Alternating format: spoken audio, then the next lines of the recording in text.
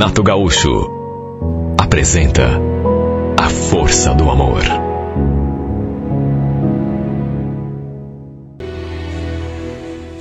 Havia 3 casas naquele terreno, todas de aluguel, todas do mesmo dono. E eu morava na última casa com meu marido e minhas 2 filhas. A maiorzinha tinha 8 anos e a caçula tinha 5. Já fazia uns 2 anos que morávamos ali, quando os vizinhos da casa do meio foram embora e se mudou para ali uma outra família. Lembro que se mudaram um sábado. E uma coisa eu digo, desde aquele bendito dia, a minha vida nunca mais foi a mesma. É preciso acrescentar, no começo desta minha história, que meu casamento não andava bem. Eu gostava do André, era o pai das minhas filhas, só que parecia até que a paixão, sabe aquela coisa sabe, da paixão mesmo, aquela coisa que deixa a gente com o coração acelerado, aquilo parece que havia sumido, ou tinha pelo menos esfriado. Eu não sentia a mesma emoção.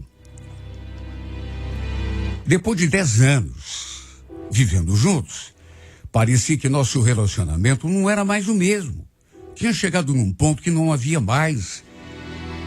Sabe aquela coisa era, digamos assim, era mais uma amizade do que propriamente um casamento. Não sei explicar, eu não era mais feliz ao lado dele porque não tinha emoção. Eu sei que a maioria dos casamentos passa por isso.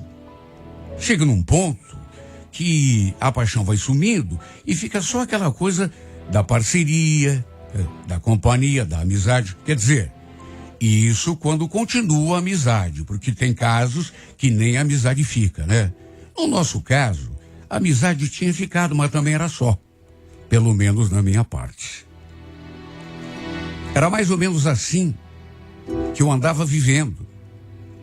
Com meu marido e minhas filhas, quando a dona Ana se mudou ali para a casa do meio, junto do filho. Lembro que eu estava chegando em casa naquela manhã, tinha ido até o mercado e quando voltei, estavam descarregando a mudança do caminhão. Eu já sabia que a casa do meio tinha sido alugada para outro pessoal, até porque o dono já tinha até tirado a plaquinha lá do aluga-se. Mas nunca imaginei que fosse me sentir daquele modo quando olhei para o rosto do meu novo vizinho pela primeira vez. Tinha assim um corredor de acesso às casas do meio e dos fundos, que era onde a gente morava, e foi justamente ali que eu topei com aquele moço pela primeira vez. Era o filho da dona Ana, essa nossa nova vizinha. A gente se cumprimentou, ele sorriu, deu bom dia, e olha, sei lá o que deu em mim, viu? Até porque nunca fui fazer isso. Mas alguns passos adiante, dei uma viradinha assim para trás e bem naquele momento ele também se virou. E naturalmente me flagrou olhando para ele. Na verdade foi mais do que um olhar. Eu até sorri. Depois fiquei até meio arrependida, né? Que será que ele ficou pensando de mim?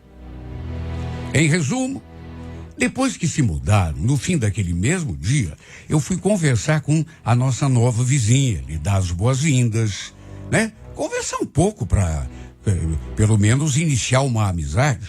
E só naquele momento eu soube que aquele rapaz era filho dela e que também ia morar ali. Aliás, apenas os 2 naquela casa. Ela, inclusive, passou um café e enquanto a gente conversava, aquele moço ficou ali do lado, só observando. Vez ou outra, a gente se olhava. Só que não era um simples olhar. Já naquele minuto, não sei, eu não tenho nem palavras para dizer, mas dava para notar o interesse de parte a parte. A verdade é que eu não estava nem me reconhecendo. Porque eu juro, eu nunca fui de ter esse tipo de comportamento. Ficar de paquera com outro homem. Ainda mais daquele modo. O pior é que eu não conseguia resistir. Parecia que ele tinha um imã que me puxava. Acabei comentando com a dona Ana que era casada e tinha 2 filhas pequenas. E nessa hora, não sei se foi impressão, mas reparei que ele fez assim uma cara estranha. Bom, do meu ponto de vista, me pareceu que ele não gostou de saber que eu era casada. Pelo menos foi a interpretação que eu fiz. E eu sei que não é uma coisa muito agradável de uma mulher casada dizer, mas, sabe, a verdade é que aquele homem despertou em mim, desde o primeiro instante, uma atração que eu não consigo nem explicar. Quando a gente topava um com o outro ali pelo corredor, a gente ficava se olhando e daquele jeito, com nítido interesse de se aproximar um do outro. Ele mexeu comigo. Me senti atraído demais, de um jeito que nunca tinha acontecido antes. E veja, não estou dizendo isso porque meu casamento não ia bem. Como também não quero me justificar pelo fato de o casamento não ser aquela maravilha. Porque a verdade é que tem coisas que acontecem na vida que independem da nossa vontade. Não é decisão tua, como não foi a minha, me sentir atraída por ele. Claro que se fosse para escolher, eu jamais ia querer me sentir interessada por um outro homem qualquer, até porque era casada, e muito menos por um vizinho, morando a 10 metros da minha casa. O fato é que a chegada desse moço causou uma verdadeira turbulência na minha vida. Minha vida que era tranquila, pacata, sem graça, é verdade. Até que tempos depois, um sábado, eu tinha saído com as meninas e quando voltei ele estava na janela, fumando um cigarro. A gente se cumprimentou, normal, mas sabe quando você sente as costas queimando? Eu podia sentir seus olhos em mim quando passei por ele. E no que me virei para conferir, não deu outra. Ele estava me seguindo com o olhar. Quando eu percebi e quando o vi me encarando, eu sorri. Mais do que isso, olhei para ele tão fixamente que não tenho dúvida. Foi esse gesto que acabou desencadeando tudo o que aconteceu depois. Sim, porque o que ele deve ter pensado? Que eu estava lhe dando mole, claro. Qual é o homem que pensaria diferente? E o pior é que, para ser bem sincera, eu estava mesmo não querendo. Depois fiquei me recriminando, mas aí já era tarde. Naquele mesmo sábado, o André saiu, foi até o bar, ele tinha esse costume, né? E eu fiquei ali sozinha com as minhas filhas. E acabou acontecendo uma coisa que mexeu ainda mais comigo. Fiquei ali debruçada na janela, até que dali a pouco, ele também reapareceu ali na janela da casa dele. Acendeu mais um cigarro e ficou ali. Adivinha? Não tiramos os olhos um do outro o tempo todo. Sei lá o que me deu para agir desse modo, até porque eu sei que não devia, mas não trocamos uma palavra sequer. Mas a gente não parou de se olhar um segundo. A verdade é que mesmo sem saber, esse homem estava incendiando a minha vida. Desde que ele tinha se mudado ali para a casa do meio, que eu não consegui mais tirar o seu semblante, o seu sorriso do pensamento. E a cada dia que passava, aquela coisa de paquera ia se tornando mais e mais intensa. Do mesmo jeito que ele andava mexendo comigo, eu sabia que estava mexendo com ele também. Até que um dia o vi na janela me olhando com aqueles olhos de quem queria me devorar. E foi nesse dia que acabei tomando uma atitude que eu jamais imaginei que tivesse coragem para tomar. Mesmo com meu marido e as meninas ali em casa, dei um jeito de sair.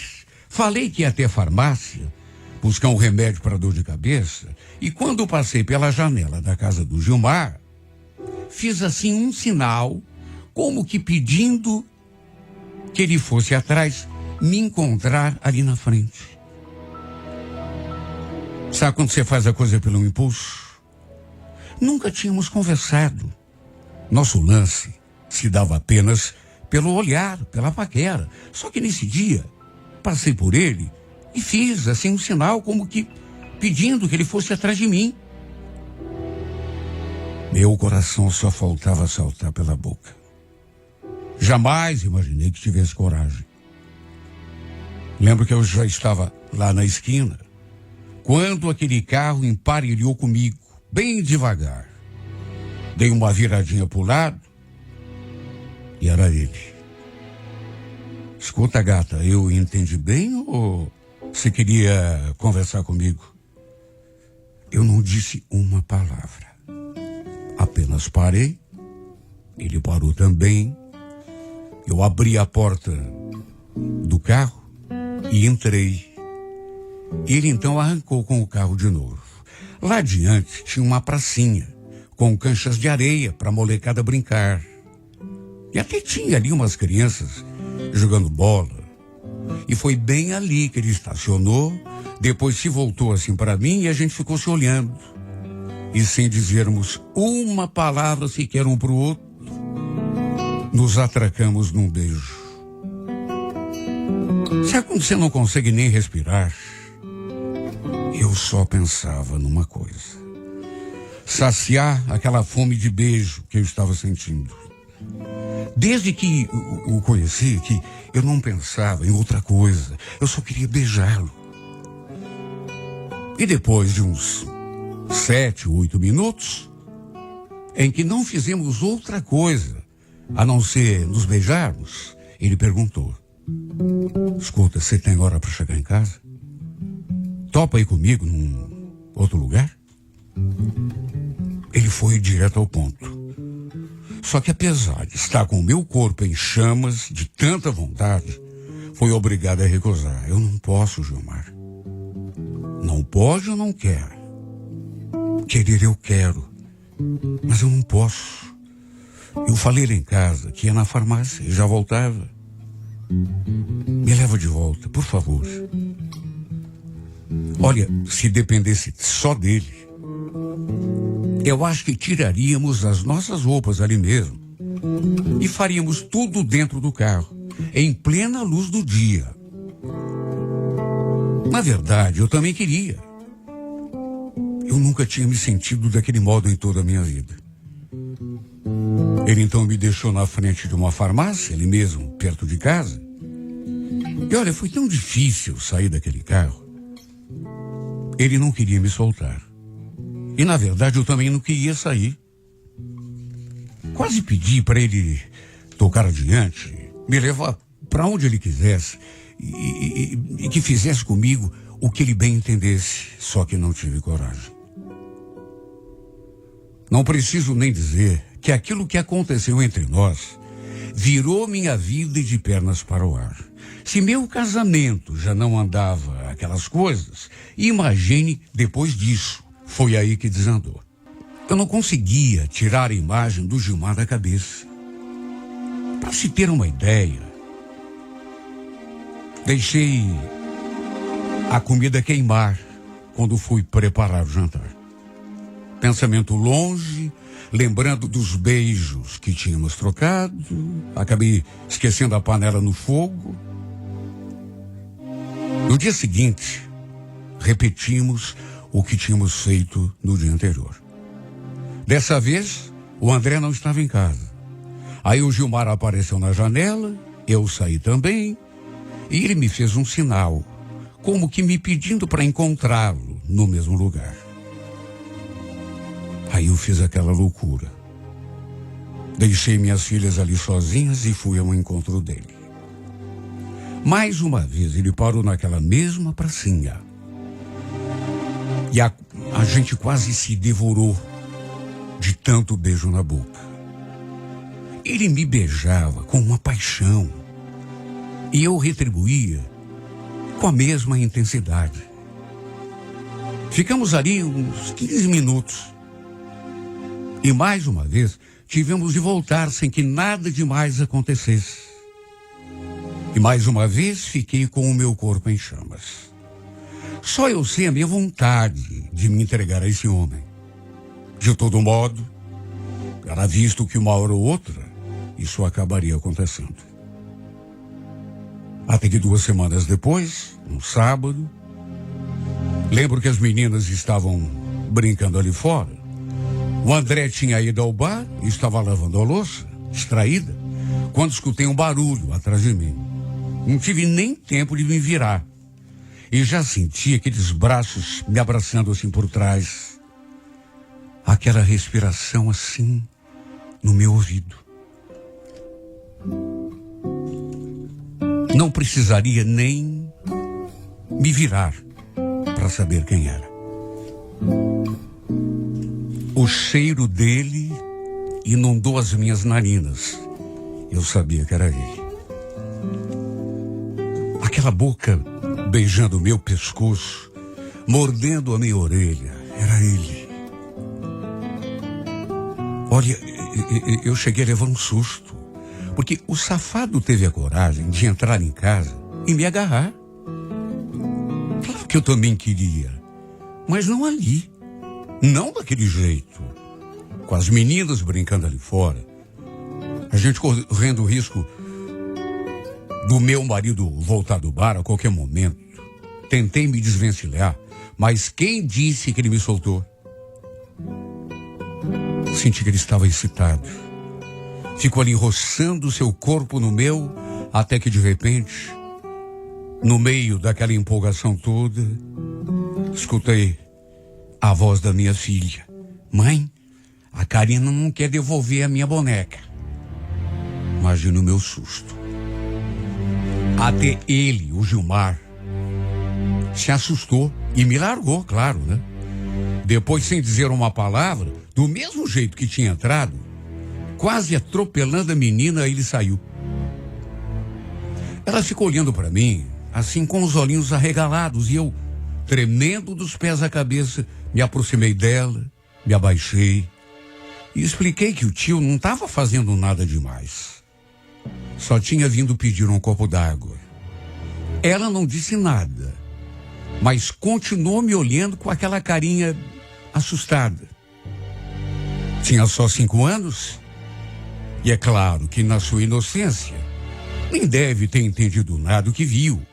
Mesmo assim, pedi que ela não comentasse nada com ninguém, nem mesmo com a irmã dela.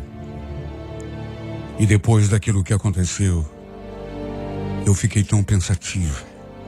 Na verdade, aquilo foi uma espécie de choque de realidade. Me dei conta de que estava brincando com fogo. Imagine se tivesse sido o André. Aparecer ele na porta, na cozinha. Meu marido nunca foi de violência, mas vai saber, né?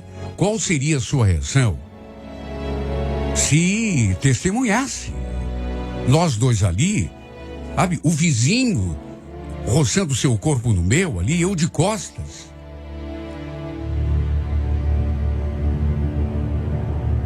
Foi por tudo isso que resolvi que devia mudar de comportamento daquele dia em diante.